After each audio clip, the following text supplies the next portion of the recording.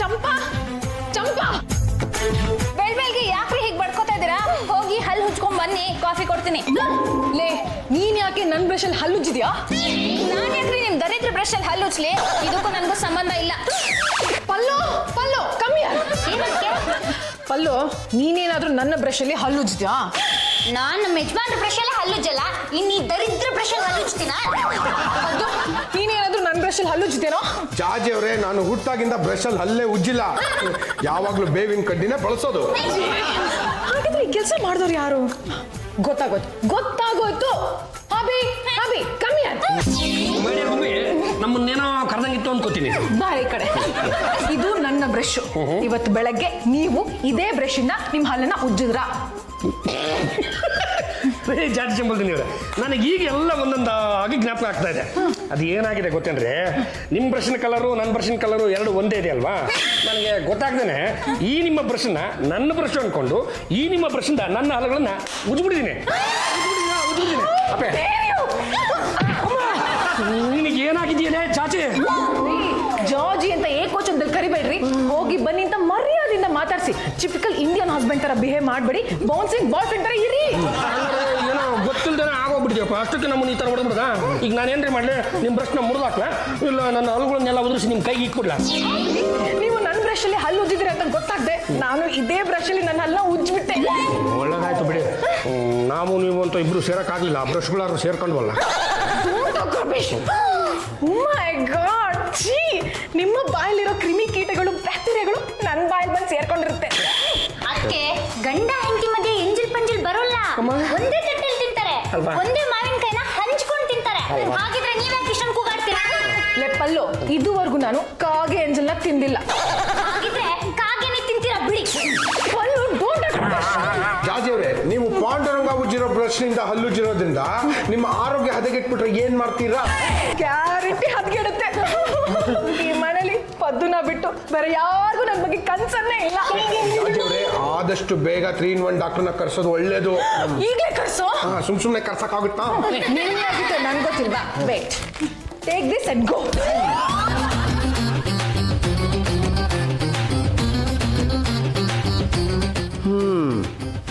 ಏನಾಗಿದೆಯಮ್ಮ, ಜ್ವರನಾ? ಡಾಕ್ಟ್ರೆ, ನೋಡ್ಬೇಕಾದ ಕಡೆ ನೋಡ್ಲೇ ಇಲ್ಲ. ಡಾಕ್ಟ್ರು ಎಲ್ಲಿ ನೋಡಬೇಕು, ಏನೇನು ನೋಡಬೇಕು ಅನ್ನೋದು ಚೆನ್ನಾಗಿ ಗೊತ್ತು. ನಾನು ಎಷ್ಟು ಜನಕ್ಕೆ ನೋಡಿಲ್ಲ.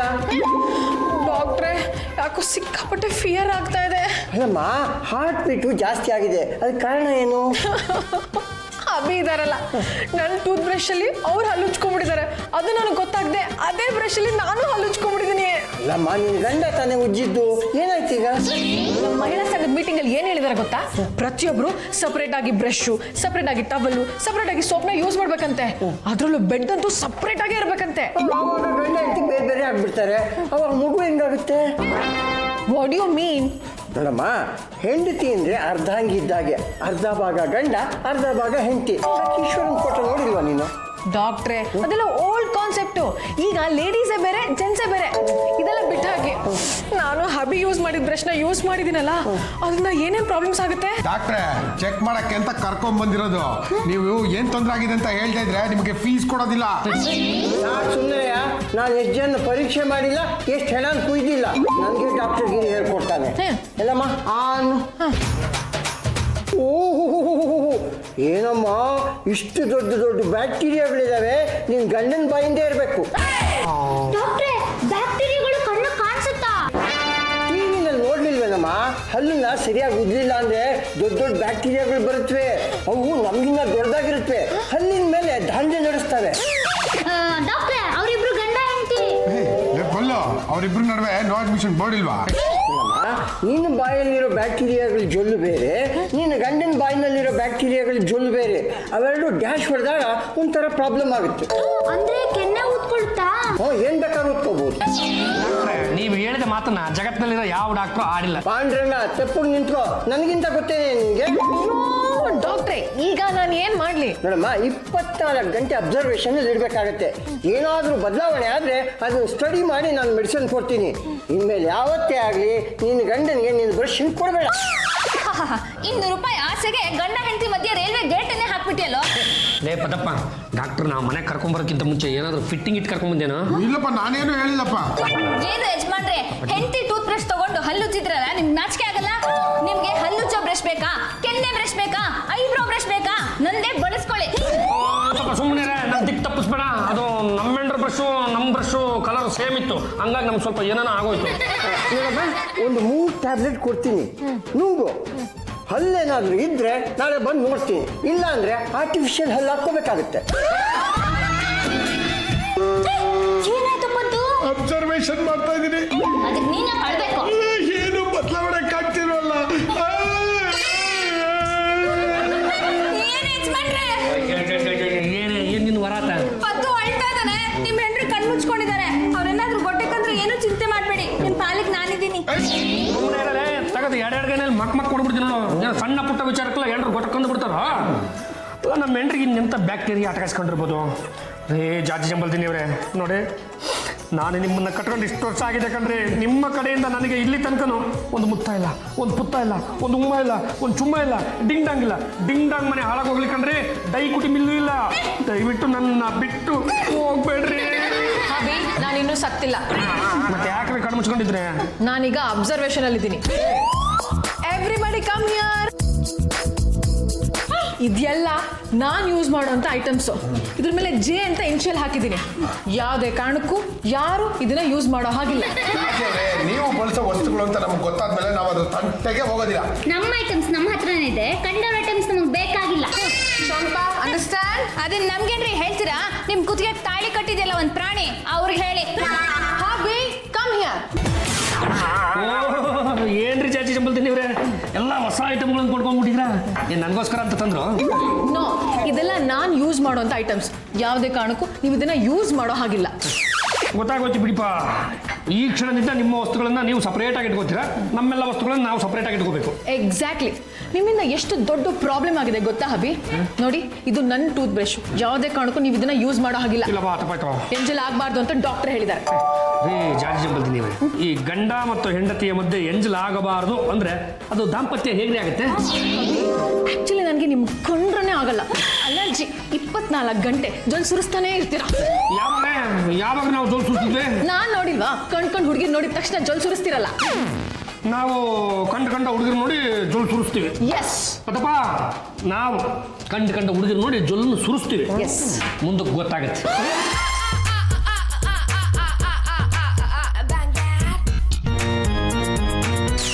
ಯಜಮಾನ್ರೆ, ಏನಿದು? ಈ ಕಿನ ಮೇಲೆ 1 ಅಂತ ಹಾಕೊಂಡಿದ್ರ, ಆ ಕಿನ ಮೇಲೆ 2 ಅಂತ ಹಾಕೊಂಡಿದ್ರ, ಮೈ ತುಂಬಾ ನಂಬರ್ಗಳು ಹಾಕೊಂಡಿದ್ರಲ್ಲ, ಯಾಕೆ? ಇದು ಹಾಕೊಂಡಿರ್ತಕ್ಕಂಥ ನಂಬರ್ಗಳಲ್ಲ, ನನ್ನ ಮೆಚ್ಚಿನ ಹುಡುಗಿಯರು ಹಾಕಿರ್ತಕ್ಕಂಥ ಹಚ್ಚೆಗಳು. ಈ ನಂಬರ್ಗಳೆಲ್ಲ ಹಚ್ಚೆಗಳ? ಯಾ. ಅಣ್ಣ, ಏನ್ ಹೇಳ್ತಾ ಇದ್ಯಾ?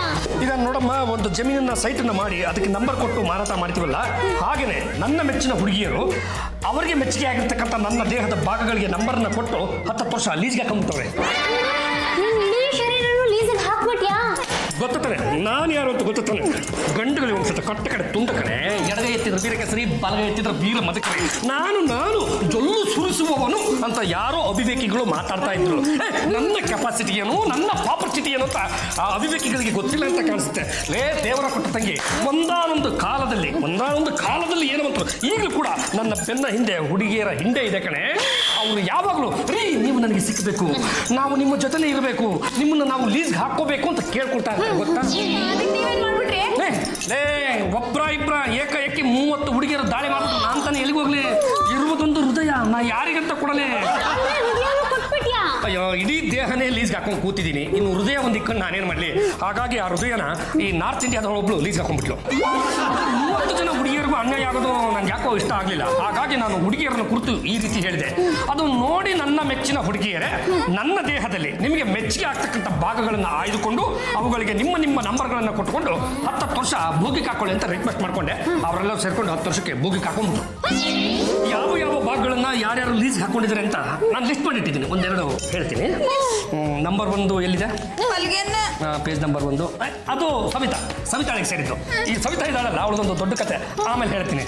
ನಂಬರ್ 2 ಎಲ್ಲಿದೆ? ಎಡಗನೆ ಮೇಲಿದೆ. ಅದು ಬಬಿತಾಳಿಗೆ ಸೇರಿದ್ದು. ನಂಬರ್ 3 ಎಲ್ಲಿದೆ? ಅದು ಹರಿಣಿಗೆ ಸೇರಿದ್ದು.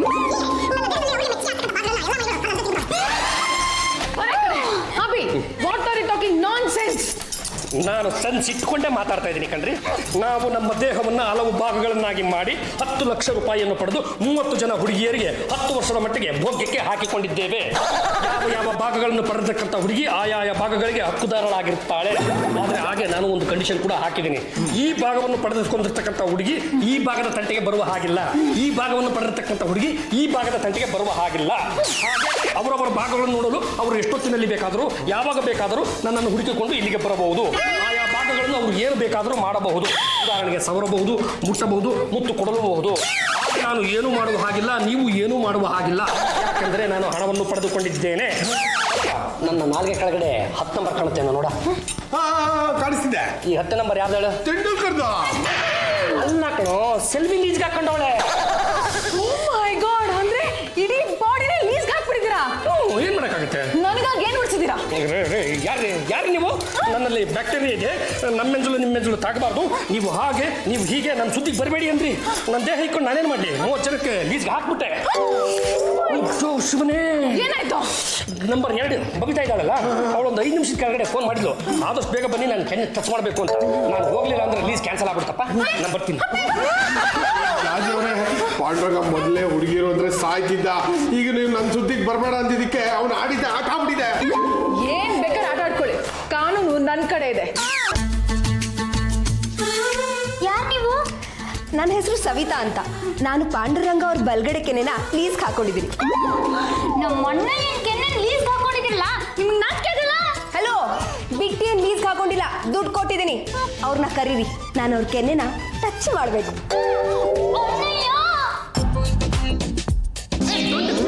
ಯಾರು ತಾವ್ ಯಾರು ಅಂತ ಗೊತ್ತಾಗ್ಲಿಲ್ಲ. ನಾನು ಸವಿತಾ, ನಿಮ್ ಬಲ ಕೆನ್ನೆನ ನಾನೇ ಲೀಸ್ಗೆ ಹಾಕೊಂಡಿರೋದು. ಆದ್ರೆ ಯಾವ್ದಕ್ಕೂ ನಾವೊಂದ್ಸಲ ಚೆಕ್ ಮಾಡಬೇಕು. ನಿಮ್ಮ ನಂಬರ್ ಏನು ಹೇಳಿ? ಸವಿತಾ, ಹೌದೌದು, ಈ ಜಾಗ ನಿಮ್ದೆ. ಏನ್ ಬೇಕಾದ್ರೆ ಮಾಡ್ಕೊಳ್ಳಿ. ಈ ಬುಕ್ ಯಾಕೆ ಇಟ್ಕೊಂಡಿದ್ದೀರಾ?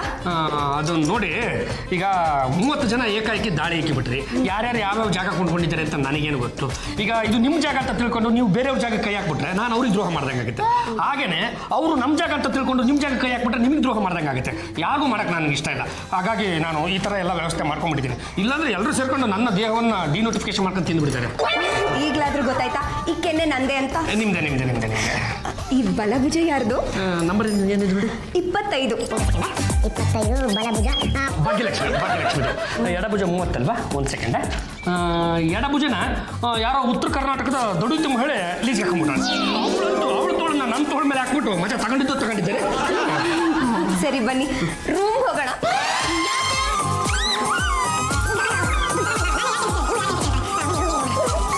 Abhi, don't go. ಜಾಗ ಓನರ್ ಬಂದವ್ರೆ, ನಾನು ದುಡ್ಡು ತಗೊಂಡು ಗುಲಾಮ ಆಗಿದ್ದೀನಿ. ಈಗ ಡೋಂಟ್ ಗೋ ಅಂದ್ರೆ ಪಾಂಡುರಂಗ ಅವರೇ, ನನಗೇನಾದ್ರೂ ಮೋಸ ಆದ್ರೆ ನಾನು ಪೊಲೀಸ್ ಕಂಪ್ಲೇಂಟ್ ಕೊಡ್ತೀನಿ.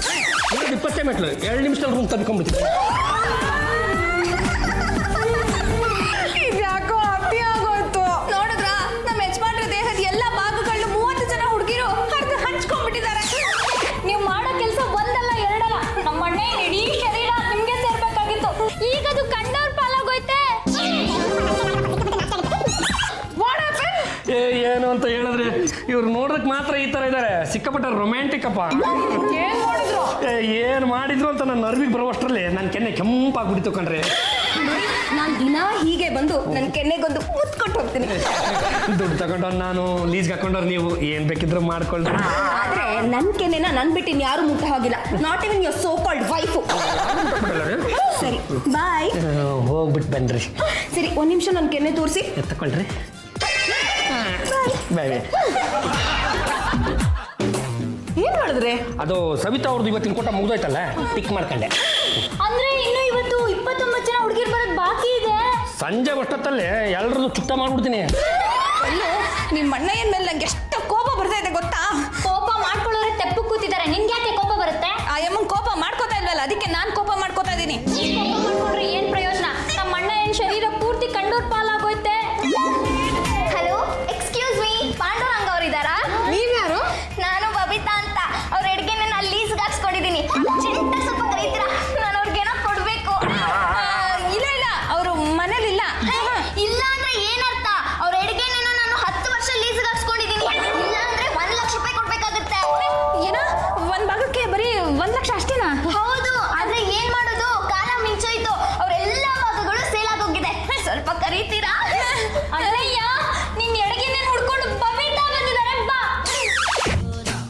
Excuse me are you Babita yeah ನಿಮ್ಮ ನಂಬರ್ ಏನು ಹೇಳಿ ನಂಬರ್ 2 ಜಸ್ಟ್ ಮಿನಿಟಾ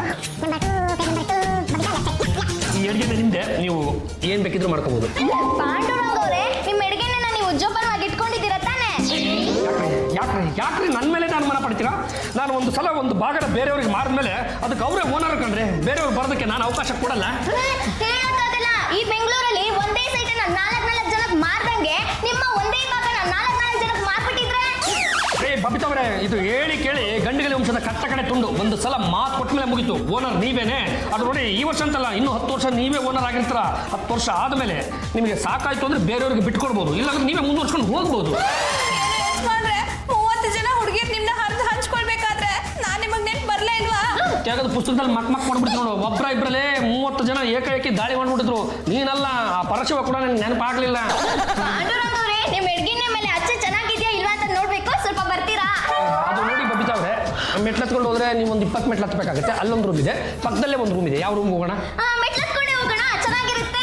ಚೆನ್ನಾಗಿರುತ್ತೆ ಅಂತಲ್ಲ, ನೀವು ಸ್ವಲ್ಪ ಸಣ್ಣ ಆಗ್ಬೋದು ಅಂತ. ಬನ್ನಿ ಹೋಗೋಣ. Please Babita, please. ಗಂಡುಗಲಿ ವಂಶದ ಮಾನ ಮರ್ಯಾದೆ ಎಲ್ಲ ಹಾಳಾಗೋಯ್ತು. ಎಲ್ಲಿಂದನೋ ಬಂದು ನಮ್ಮ ಮನೆ ಸೇರ್ಕೊಂಡು ನಮ್ಮ ಅಣ್ಣಯ್ಯನ ಮಾರ್ಬಿಟ್ರಲ್ರಿ. ನೋಡ್ರೆ ಇನ್ನೇನು ಗಂಡ ಹೆಂಡತಿ ಮಧ್ಯೆ ಎಂಜಲ್ ಇರಬಾರ್ದು, ಬೆಡ್ರೂಮ್ ಸಪ್ರೇಟ್ ಆಗಿರ್ಬೇಕು, ಹಾಗೆ ಹೀಗೆ ಅಂತ ಏನೇನೋ ಹೇಳ್ಬಿಟ್ರಿ. ಈಗ ನೋಡಿ ಕಣ್ ಹುಡುಗಿರೆಲ್ಲ ನಮ್ಮ ಅಣ್ಣನ ಕೆನ್ನೆ ಸೌರಂಗ್ ಆಗೋಯ್ತು. ನೀವು ಇನ್ನೇ ಯಾಕಿಲ್ಲಿದ್ದೀರಾ? ಹಾಳ ಹೋಗಿ. ಅಲ್ಲ ಕಣ್ರಿ, ಕೆನ್ನೆಗೆ ಅಷ್ಟೊಂದ್ಸಲ ಎಂಟ್ಲ ಕೂಜ್ಬಿಟ್ರೆ ನೀವು ಹಾಕಿರೋ ಹಚ್ಚ ಅಳಸೋಗಲ್ವೇನ್ರಿ? ಪಾಂಡುರಂಗ ಅವರೇ ನಂಗೆ ಅಷ್ಟು ಗೊತ್ತಾಗಲ್ವಾ? ಬರೀ ಎಂಜಲಿಂದ ಅಚ್ಚೆ ಹೋಗಲ್ಲ, ಇದು 10 ವರ್ಷ ಪರ್ಮನೆಂಟ್ ಮಾರ್ಕು. ಈ ಕಡೆಯಿಂದ ಅದೆತ್ತಿದ್ರದು, ಆ ಕಡೆಯಿಂದ ಯಾರು? ಸೆಲ್ವಿನಾ? ಏನೋ ನನ್ನ ಹತ್ರ ಜಾಗ ತಗೊಂಡಿರಾ? Just A ಮಿನಿಟಾ. ನಿಮ್ಮ ನಂಬರ್ ಏನು ಅಂತ ಹೇಳಿ. 9, 10 ಸೆಲ್ವಿ 4 ಜಾಗ. 4 ನಿಮ್ದೆ ಕಣ್ರಿ, ನಿಮ್ದೆ. ನಾನು ಹಿಂದಿಗ್ಲೇ ಬರ್ಬೇಕಾ? ಆ ಪಾರ್ಕ್ ಹತ್ರನಾ? ನೀವು ಅಲ್ಲೇ ರೀ. ಮನೆಗೆ ಯಾರೋ ಗೆಸ್ಟ್ ಬಂದ್ಬಿಟ್ಟಿದ್ದಾರೆ, ಮಿನಿಸ್ಟರ್ ಕಡೆಯವರು. ನಾನು ಅವ್ರನ್ನ ಮಾತಾಡ್ಸ್ಬಿಟ್ಟು ಆದಷ್ಟು ಬೇಗ ಬಂದು ತಲುಪ್ತೀನಿ.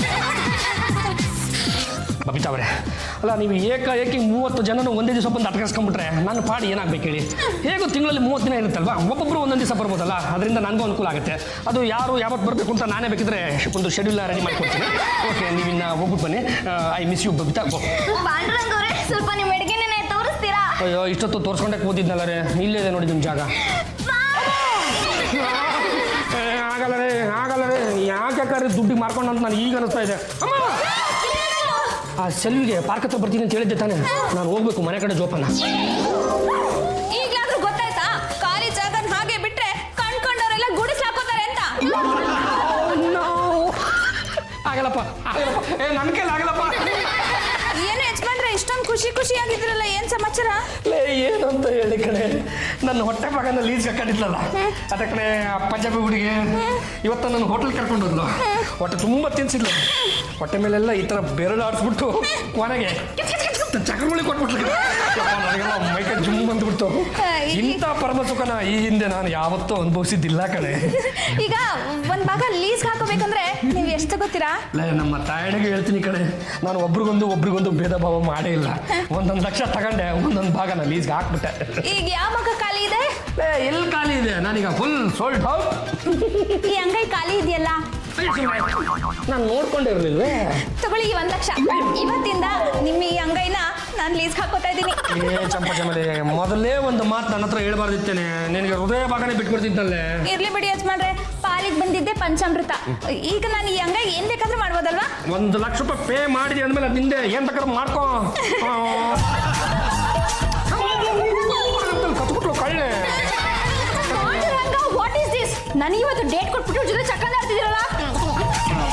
ಸಾರಿ, ತಪ್ಪು ತಿಳ್ಕೊಬೇಡಿ. ತಾವು ಯಾರು ಅಂತ ನನಗೆ ಗೊತ್ತಾಗ್ಲಿಲ್ಲ. ನಾನು ಹರಿಣಿ. 1 ಲಕ್ಷ ಕೊಟ್ಟು ಲೀಸ್ ಹಾಕೊಂಡಿದ್ದು ಮರ್ತ್ಬಿಟ್ರಾ? ಅದು ಒಂದೇ ದಿವಸ 30 ಜನ ಬಂದು 1 ಲಕ್ಷ ಕೊಟ್ಟು ಲೀಸ್ಗೆ ಹಾಕೊಂಡ್ಬಿಟ್ರಲ್ಲ. ಯಾರು ಹರಿಣಿ ಯಾರು ತರುಣಿ ಅಂತ ನಂಗೆ ಗೊತ್ತೇ ಆಗ್ತಾ ಇಲ್ಲ. ಒಂದು ಕೆಲಸ ಮಾಡ್ರಿ, ನಿಮಗೆ ನಂಬರ್ ಕೊಟ್ಟಿದ್ದಲ್ಲ, ನಿಮ್ಮ ನಂಬರ್ ಏನು ಹೇಳಿ? ನಂಬರ್ 3. ಈಗ ಹೌದು ಅಲ್ಲ ಅಂತ ಸಿಗಾಕೊಂಡ್ಬಿಡ್ತೀರಾ? Just minute.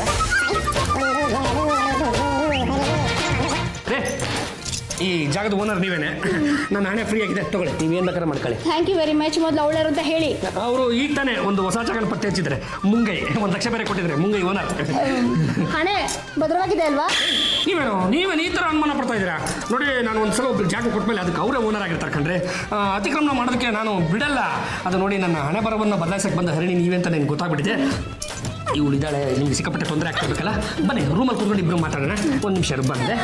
Please please. This is too much. ಇದನ್ನೇನು ಮನೆ ಅನ್ಕೊಂಡಿದ್ರೆ ಏನು ಅನ್ಕೊಂಡಿದ್ರಾ? ಅದು ನನಗೂ ನಿಮಗೂ ಏನಾದರೂ ಸಂಬಂಧ ಇದೆಯಾ? ಇಲ್ಲ ಅಂದಮೇಲೆ ಈ ಪ್ರಶ್ನೆಗಳನ್ನ ನೀವ್ಯಾಕೆ ನಮಗೆ ಕೇಳಬೇಕು? ಇವರು ನೋಡಿ, ನನ್ನ ಹಣೆ ಭಾಗದ ಜಾಗದ ಓನರು. ಅವರು ನನ್ನ ಹಣೆ ಕುರಿತು ಏನೋ ಚೆಕ್ ಮಾಡಬೇಕಂತೆ. ಹಾಗಾಗಿ ನಾವು ಇಬ್ಬರು ರೂಮಲ್ಲಿ ಕೂತಿರ್ತೀವಿ. ದಯವಿಟ್ಟು ನಮಗೆ ತೊಂದರೆ ಕೊಡಬೇಡಿ.